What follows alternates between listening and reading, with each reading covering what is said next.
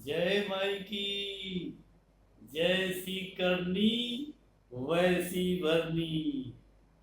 जैसा हमारा कर्म वैसा ही हमें भरना पड़ता है। ये पुरानी कहावत है, लेकिन अक्षरशः सत्य है। कर्म का बहुत बड़ा महत्व है। कर्म से ही भाग्य बनता है, और भाग्य का सब खाती। बिना भाग्य के कोई नहीं खाता। कहते हैं ना, दाने दाने पे लिखा होता है खाने वाले का नाम। तो दाने दाने पर भी कर्म ही लिखा है, और कर्म से ही खाने वाले का नाम लिखा जाता है। तो कर्म को सुधारना चाहिए, अच्छे कर्म करना चाहिए। किसी को किसी भी प्रकार से पीड़ा नहीं देनी चाहिए। फिर पाएंगे कि आपको भी कोई पीड़ा नहीं देता है। जिसको पीड़ा मिलती है, कहीं न कहीं वो प्रारब्ध में दूसरों को पीड़ा दिया होता है। पुराणों में बहुत सारी कहानियां इस प्रकार की आती कि ऐसा हुआ तो उनको अगले जन्म में ऐसा करना पड़ा। तो हम लोग उससे सीखते क्या है? सीखते ये है कि हम लोग कहानी तो सुन लेते हैं, और उसको ये सोचकर भूल जाते हैं कि मरने के बाद किसने क्या देखा है। यही गलती होती है, और हम लोग कर्म को सुधार नहीं पाते।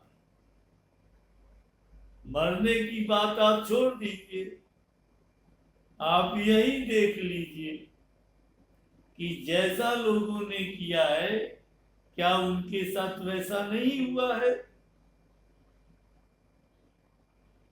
हुआ है। लेकिन आप एक नजरिए से देखते हैं, कई नजरिए से अगर देखें तो उनको कर्म का फल मिला है। बुरे कर्म का बुरा नतीजा, उनको अच्छे कर्म का भी फल मिला है। अच्छे कर्म का अच्छा नतीजा। तो इसलिए सोच समझकर और धैर्य पूर्वक हम लोगों को कर्म करना चाहिए। कर्म में किसी प्रकार का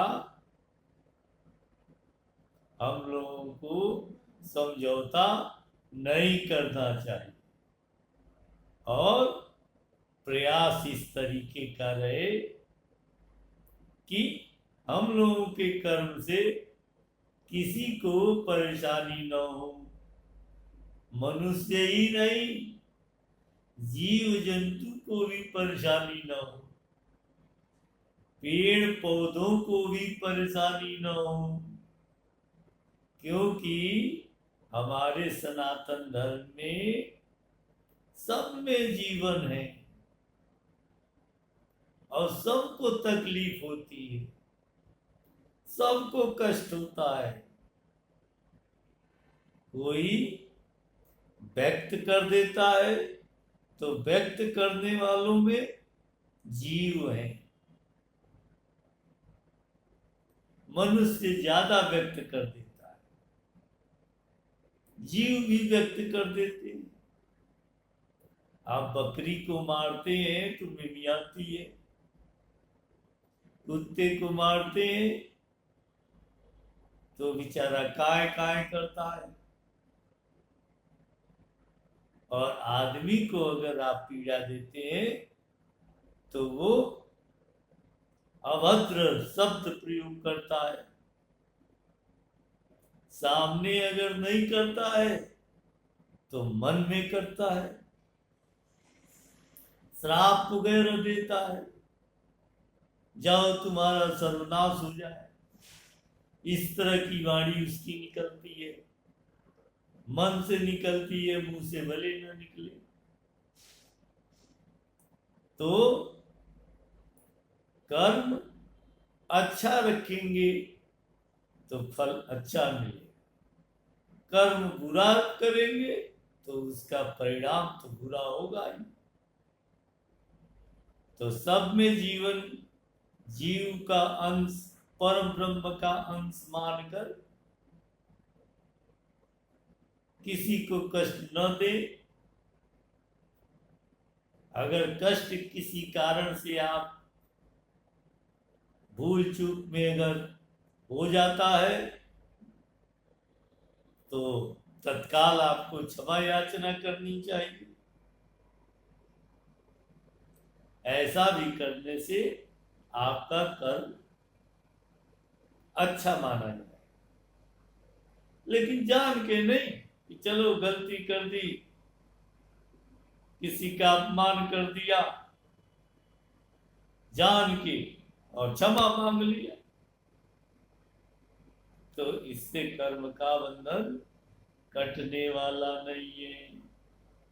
ईमानदार अगर आप अपने जीवन में हैं तो निश्चित रूप से आप अच्छे कर्म करेंगे। और कभी बुरे कर्म आप द्वारा हो जाता है तो वो क्षम्य है। तो कभी भी अच्छे कर्म की तरह आपको चलना चाहिए, और आपको ही नहीं हमको भी चलना चाहिए। पर उपदेश बहुत तेरे, दूसरे को उपदेश देना तो बहुत अच्छा है, लेकिन स्वयं अगर उद्देश्य पे उपदेश पे खरा उतरा जाए तो क्या कहना। तो हम लोग स्वयं अच्छे कर्म की तरफ अग्रसर हों। अब देखिए कर्म दो प्रकार के हैं। एक है दिखावे वाला कर्म कि जी हम बहुत धर्मात्मा हैं, हम जीवों का बड़ा सम्मान करते हैं, केवल दिखाते हैं। रियल लाइफ में वो चीजें नहीं आती, जहां मौका मिलता है वहां दिखाते हैं। तो वो पाप से भी गलत है, वो पूर्ण पाप है।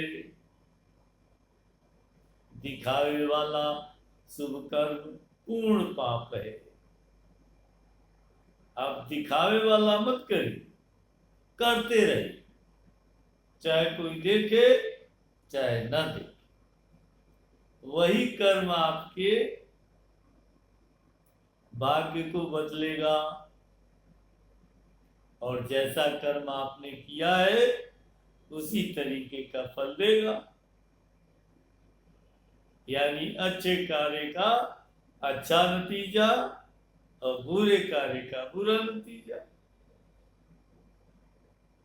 तो कहने का अर्थ हमारे ये है कि अच्छे कर्म करें, बुरे कर्म से बचे, और बचे नहीं, पूर्णतः बुरे कर्म को त्याग दें